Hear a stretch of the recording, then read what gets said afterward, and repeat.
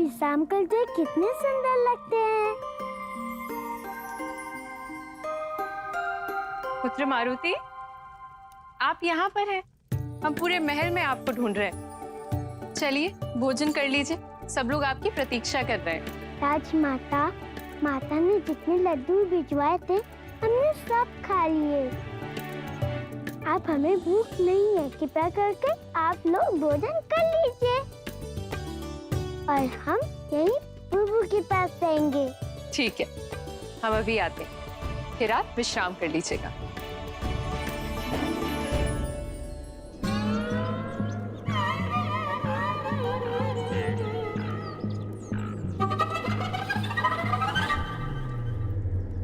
विधाता का आदेश है इस भस्म को ऐसे विसर्जित करना है कि इसे धरती न मिले।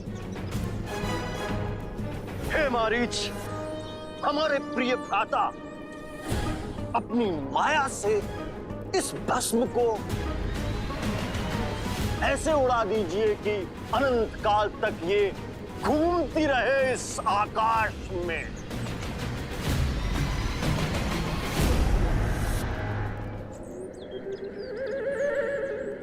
ओम ह्रीं क्रीं चक्रवत् स्वाहा।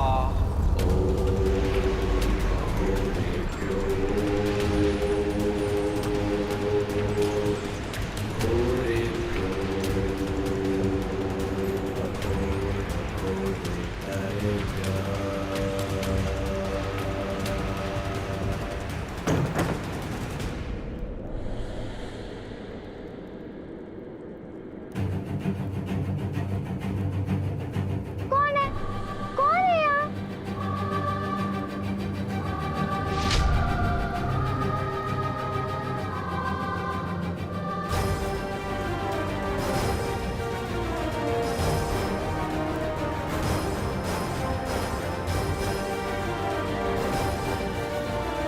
ये क्या है? प्रभु,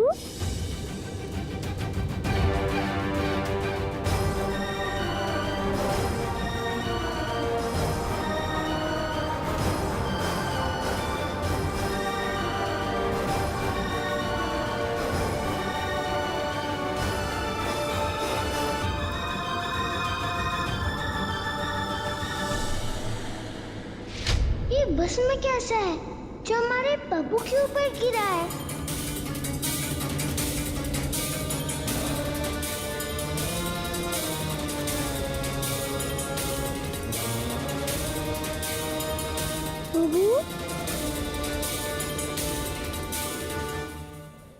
प्रभु, ये कैसी लीला है? देवी वेदवती का भस्म अयोध्या में प्रभु श्री राम के पास। देवी, भक्त जब अपने भगवान में पूर्णतः रम जाते हैं तो वो जीवन और मृत्यु से परे हो जाते हैं। एक प्रकार से ब्रह्म हो जाते हैं वो। उनके शरीर के कण कण में ईश्वर का वास होता है। जब देवी वेदवती ने अपने इष्ट श्री हरि विष्णु को स्मरण कर स्वयं को पवित्र अग्नि में विलीन कर दिया तो वो उनके और निकट हो गई। तो इसीलिए उनका ये अवशेष, ये भस्म रावण के विनाश को सुनिश्चित करने के लिए प्रभु श्री राम के चरण में पहुंचा है। इसी कारण देवी वेदवती को न्याय दिलाने के कारक बनेंगे स्वयं हनुमान।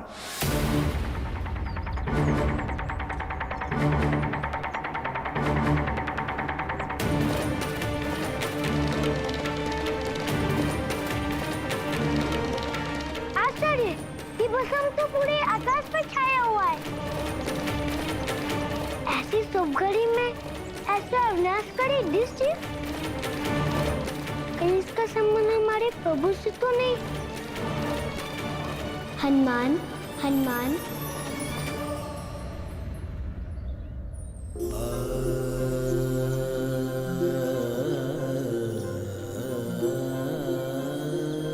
प्रभु, प्रभु, श्री राम राम राम राम राम राम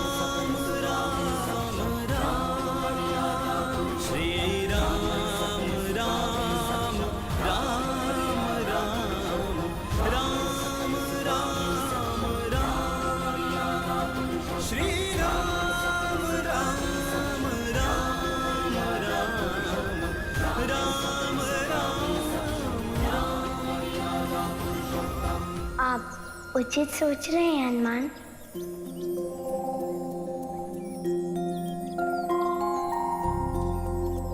इस भस्म का संबंध हमसे ही है।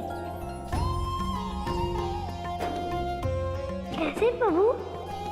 समझ लीजिए, ये हमारे एक भक्त के साथ हुए अधर्म का परिणाम है।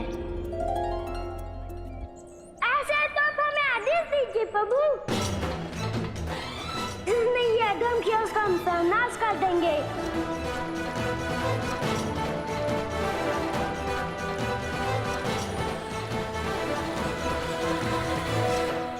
समय आने पर हम आपको अवश्य बताएंगे, परंतु अभी आपको अपनी दिव्य शक्तियों के द्वारा इस भस्म को धरती पर उतारना होगा।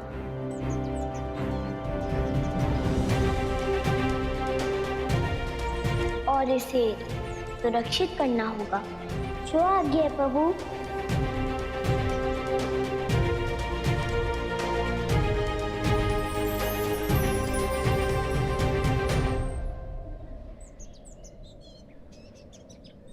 जय श्री राम।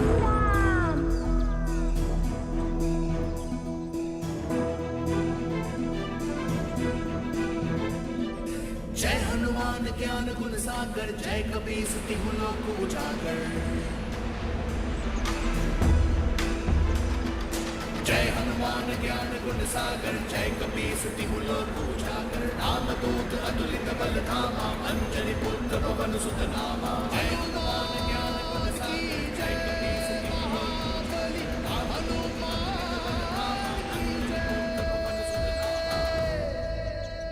अब इसे सुरक्षित करना है।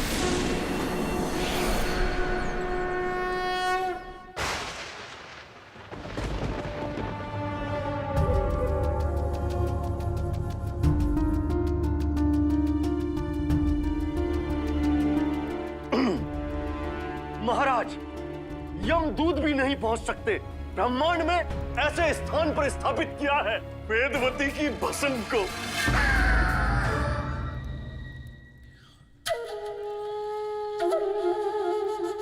मैंने नहीं, भ्राता मारीच ने। हाँ, हमारी माया की शक्ति को तो आप जानते ही हैं। वो कहीं दूर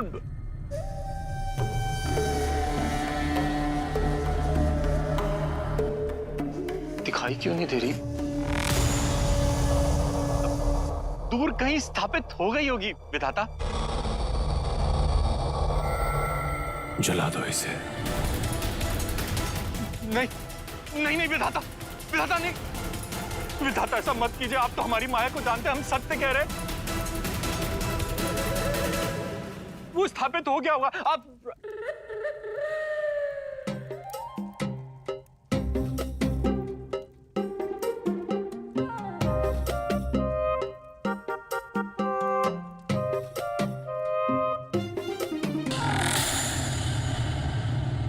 स्वच्छता और समरूपता में ही सुंदरता होती है, और विधाता रावण सुंदरता के पुजारी हैं। प्रत्येक वस्तु का स्थान और स्थिति निर्धारित होनी चाहिए। जी। पुत्र लंकेश, यहाँ आइए। हे दलती माँ, कृपया दर्शन दीजिए।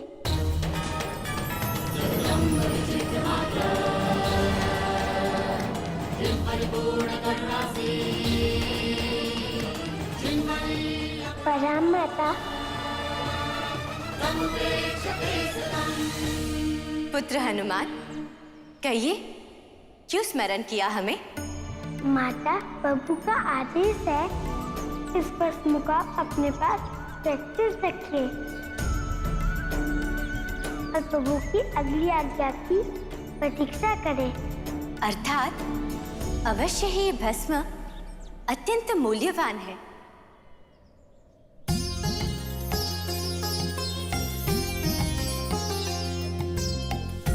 राम के काज जो पूर्ण कराए, भक्तों में भक्त हनुमत कहलाए।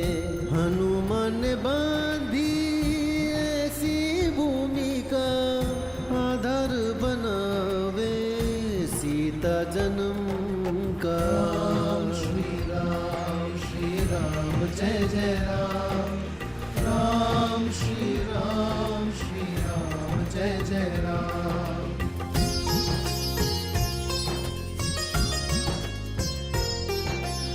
राम नाम जो निस दिन गावे, प्राण जाए पर वचन न जावे। राम श्री राम जय जय राम, राम श्री राम जय जय राम।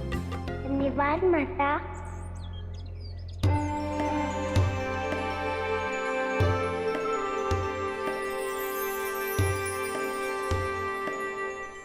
पहले ही आपकी महाआरती पूर्ण नहीं हो पाई, फिर विधाता रावण की जो मूर्तियां मंदिरों में स्थापित हुई थी वो खंडित हो गई। इतना ही नहीं, उनके स्थान पर विष्णु की प्रतिमाएं पुनः स्थापित भी हो गई। जब भक्ति नहीं रहेंगे तो विष्णु की उन मूर्तियों की पूजा कौन करेगा? अर्थात हमने संसार की सबसे बड़ी विष्णु भक्त वेदवती का अंत कर दिया है। और वैसे भी विष्णु की भक्ति में अब वो शक्ति नहीं रही जो विधाता रावण के रोष का सामना कर सके। और ये निर्बल भक्त केवल श्राप देना जानते हैं माते। हम ऋषि खुशध्वज पुत्री वेदवती तुझे अभी शाप देती है कि तेरा संहार करने वाला इस संसार में जन्म ले चुका है, और हम उनकी संगनी बनकर अगले जन्म में तेरे अंत का कारण बनेंगे।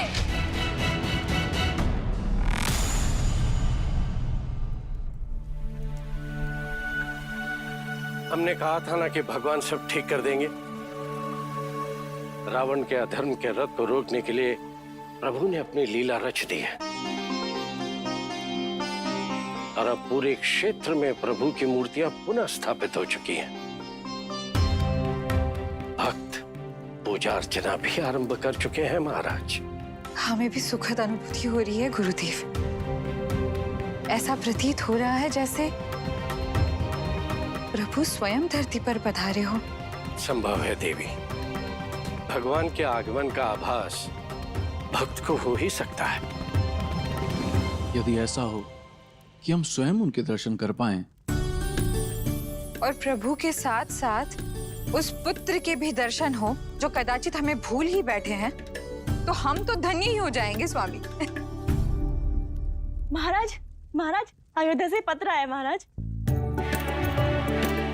लीजिए, आप उनका स्मरण कर रहे थे और उनका समाचार आ गया।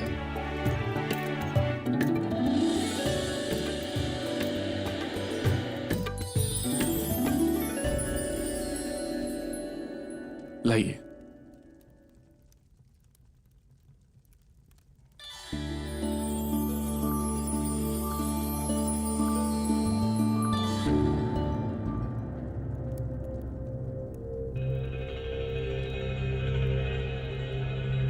क्या हुआ स्वामी?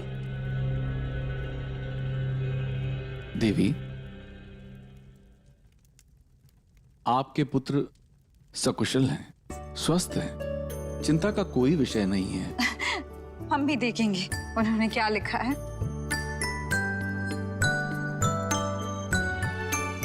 प्रणाम माता। माता, हम बहुत आनंद में हैं। यहाँ सब कुछ कुशल मंगल है। आज आने का मन नहीं कर रहा है।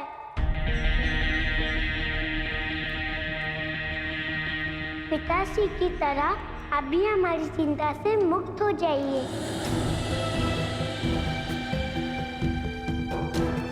बस ये समझ लीजिए माता कि हमारे प्रभु हमें मिल गए हैं। उन्हीं की सेवा में हमारा समय व्यतीत हो रहा है। प्रणाम माता।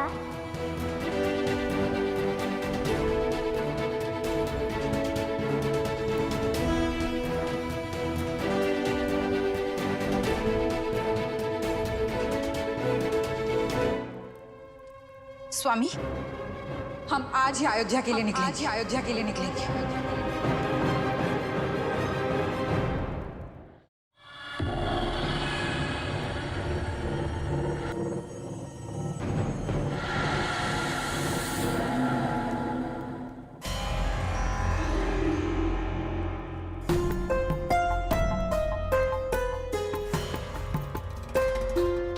माते,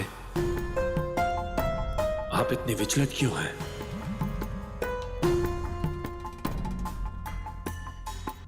इन अभिशापों को इतनी सरलता से न लें पुत्र।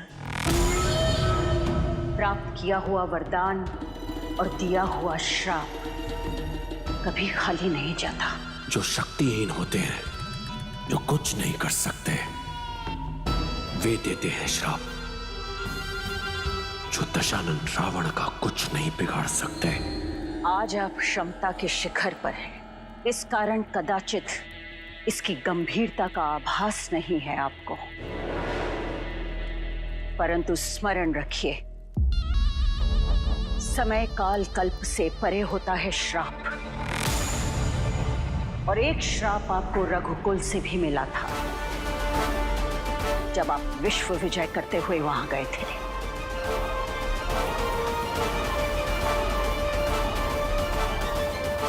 रघुकुल, सरयू नदी के तट पर बसा रघुकुल। स्मरण है हमें,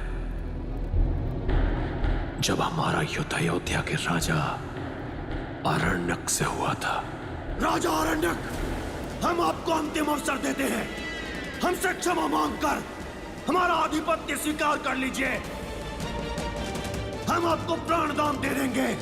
रघुकुल रीति सदा चली आई, प्राण जाए पर वचन न जाए। हम अपनी मातृभूमि के प्रति वचनबद्ध हैं रावण। शीश कटा सकते हैं, परंतु राक्षस के सामने झुका नहीं सकते। तो कटवा लीजिए अपना शीश।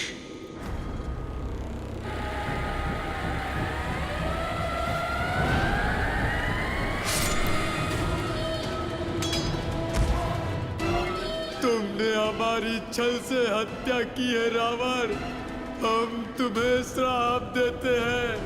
जिस रघुकुल की धरती पर तुमने खड़े होकर ये पाप किया है, उसी रघुकुल की धरती पर तुम्हारा संहारक जन्म लेगा।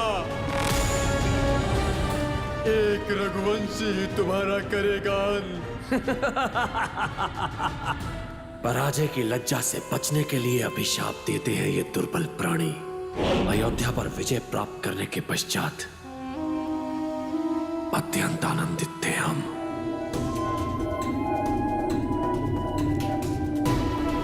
हमें खेद है पुत्र, अब अयोध्या पर आपका आधिपत्य नहीं है।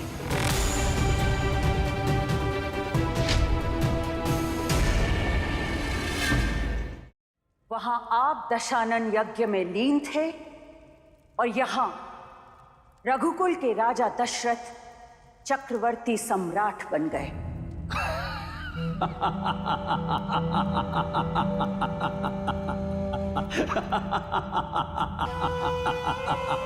आप हंस रहे हैं?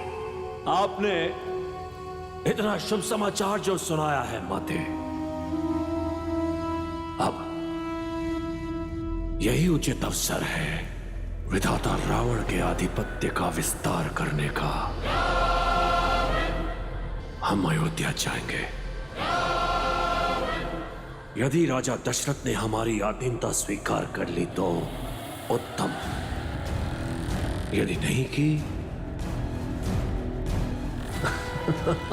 तो उससे भी अधिक उत्तम।